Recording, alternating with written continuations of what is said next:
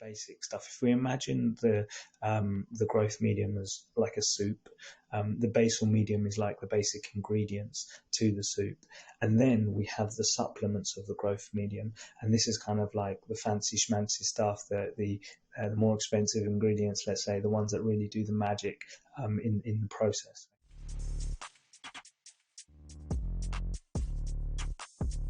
Today, and we're just going to jump straight into it, I want to talk about growth medium.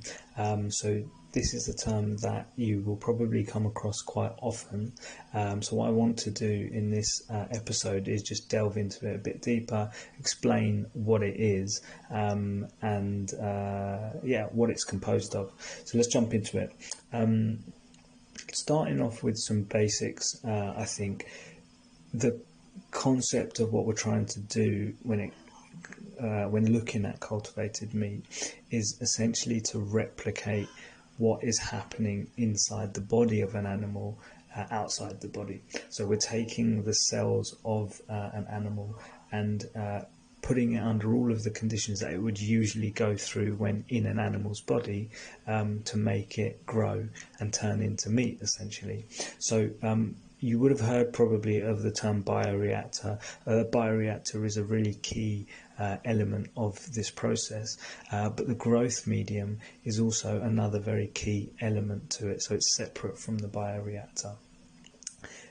You will probably come across terms like growth media, cultivated medium, cultivated media.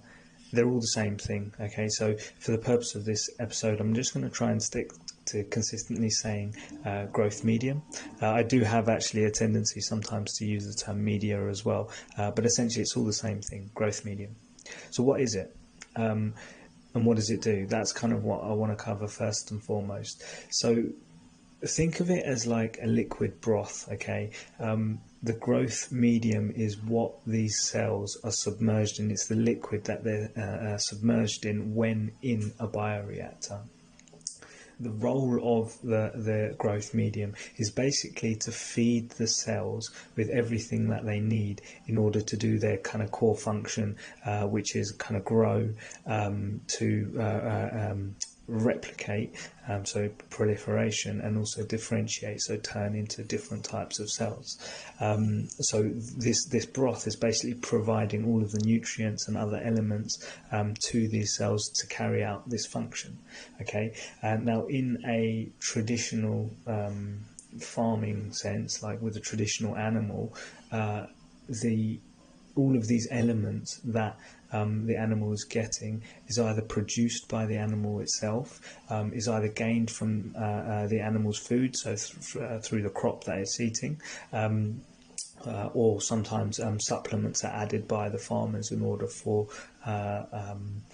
the animal to get these things. So essentially what the growth medium is doing is exactly the same as that, but just in a completely kind of external synthetic sense and not in an animal. Okay, the growth medium is made up of lots and lots of different elements, all doing different roles. Okay, in this video I don't want to go through each and every single one of them, because I think we'll be here all day. You know, we're going to be here for a long time going through that. So what I've tried to do is capture what I think are the key elements of the growth medium, and I just want to run through what my understanding of what each one does and what its role is in the cultivated meat process. So bear with me a little bit on this, because there's a lot of detail. Now, first and foremost, when considering the content of the growth medium, I think it's useful to split it up into two categories.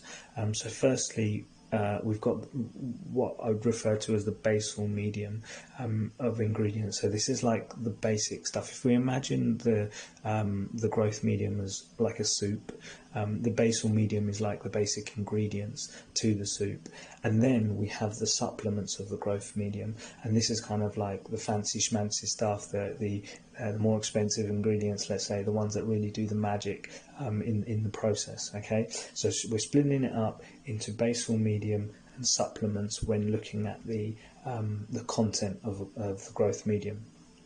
Now what I want to do is just go through and delve a little bit deeper into what the components of the basal medium are and of the supplements.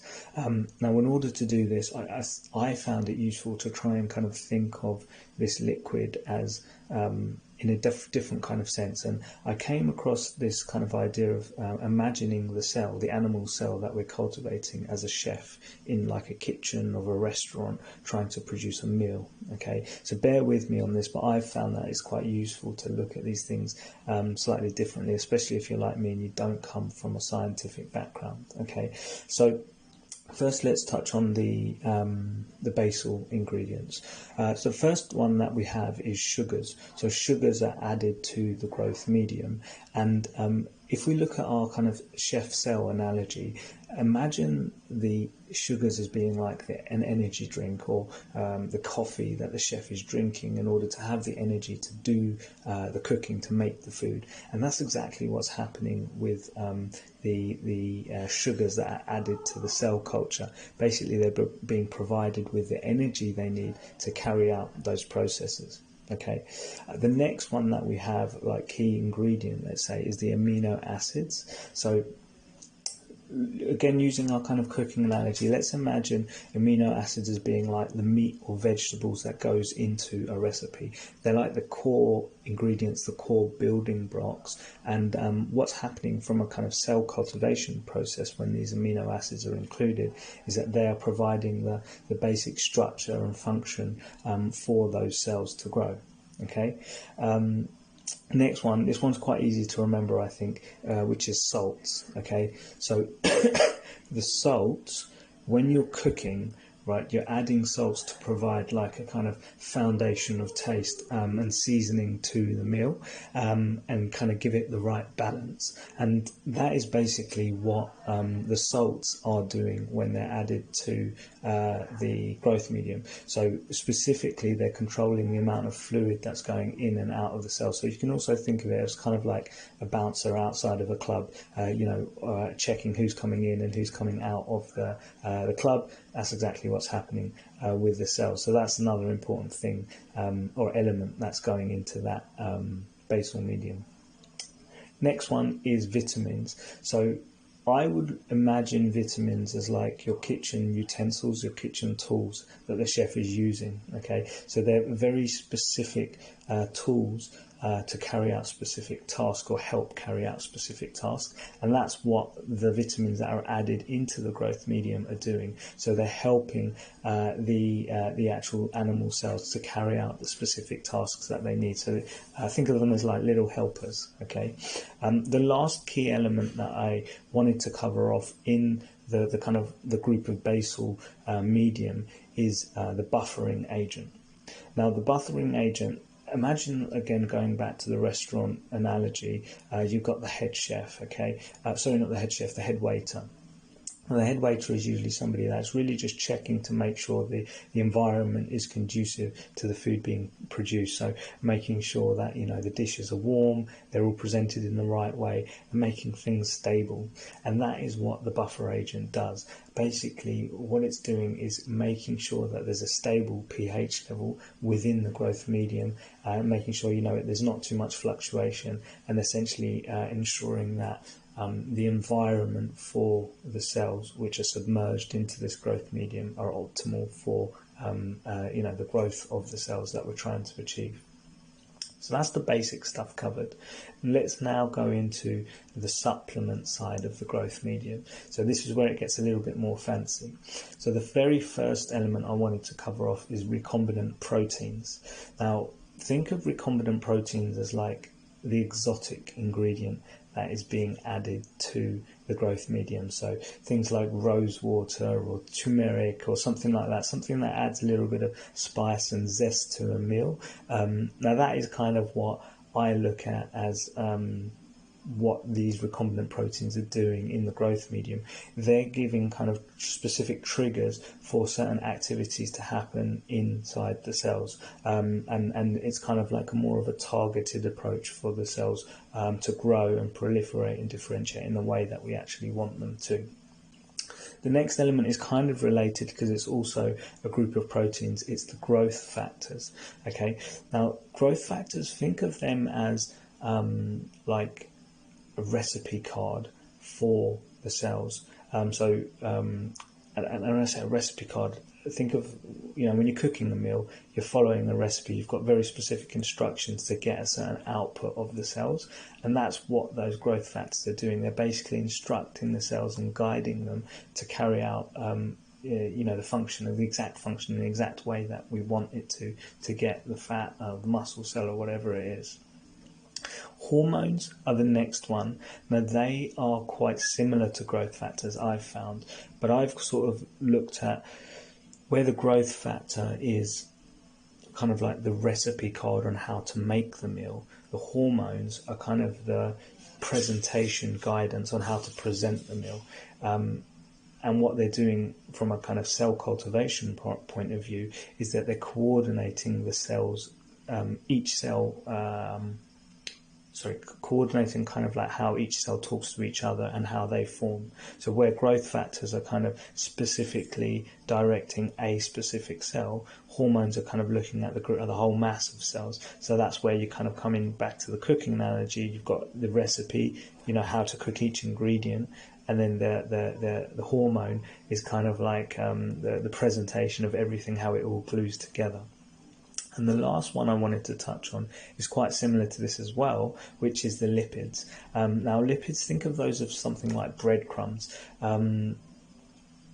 Breadcrumbs kind of add texture, add flavour to the food that you're eating, and this is exactly what lipids are kind of doing in the context of cultivated meat and growth medium, where they're creating the texture and affecting how the cells are kind of sticking together and gluing together. Okay, so that was a very, very quick rundown, I think, of the key elements I believe that are kind of going into the growth medium.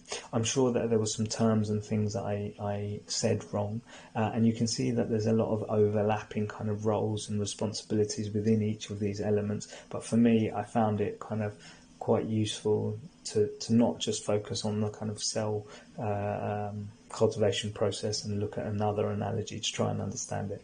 So hopefully you found that piece easy enough to follow. The next thing I just want to chat about is antibiotics. So you may be aware that antibiotics are used very, very heavily in animal agriculture, traditional animal agriculture. So I believe it's something like 70 or 80% of medical antibiotics in the world are used for animals in agriculture. So it's very, very big industry, and basically these antibiotics are given to these animals in order to keep them at kind of the optimal health that we need to get the maximum output basically from them. Now, in a bioreactor, a nice warm environment, it's actually a real hotbed for contamination. So you would think that it makes sense to add antibiotics to this growth medium in order to kind of fight off this potential risk of contamination. Now, when looking into the subject, I did find it a little bit grey to understand if cultivated meat companies are actually using antibiotics. I think the surface answer is no, whereby they are basically saying they're not using antibiotics. What they're doing is keeping a very sterile environment to reduce and eliminate that risk of contamination, because obviously adding antibiotics to something that's going to be consumed is a bit questionable, even though it's done obviously with traditional meat and stuff that's eaten. The reason that I say it's a bit grey is because at the time of this recording, if you go on websites of cultivated meat companies and you look for the word antibiotics, it usually says something like, we're working towards eliminating all antibiotics. It's kind of like quite grey wording, so that usually makes me think something's a bit off there. So this is my speculation, but I would imagine there's probably a little bit of antibiotic use, probably at the very start of the process, where the risk of contamination is the highest. But I think we can all agree that it's probably not the same as everywhere else. Sorry about that, got a bit cut off there. Is my phone still recording? Yeah, still recording. So nearly finished anyway. The last thing that I just wanted to touch on was how these materials are sourced when going back to the actual total growth medium. Essentially, uh, when sourcing stuff for the growth mediums, they're using pharmaceutical grade materials. So this is very, very high purity, very expensive. A lot of processes involved in kind of transporting them, things like that. So it comes more closer to how drugs are produced rather than food is produced. So it's not at this stage like they're using food grade ingredients. At a production level, research and development, and from what I understand, companies that are kind of early stage are still using pre-mixed solutions where all of these elements come in like one liquid or a few liquids, because that just makes it easier. But I think as companies grow and use larger setups, they're actually then going out and sourcing separate elements and then mixing them together, and probably in a hope to try and get that cost down for the production as a whole. So there you have it. That's a summary of everything that I wanted to speak about with growth mediums. It's quite a confusing topic, to be honest. So I'm sure that I got some things wrong. So as always, if you pick out anything that needs correcting, let me know. Yeah, and that's it. See you next time.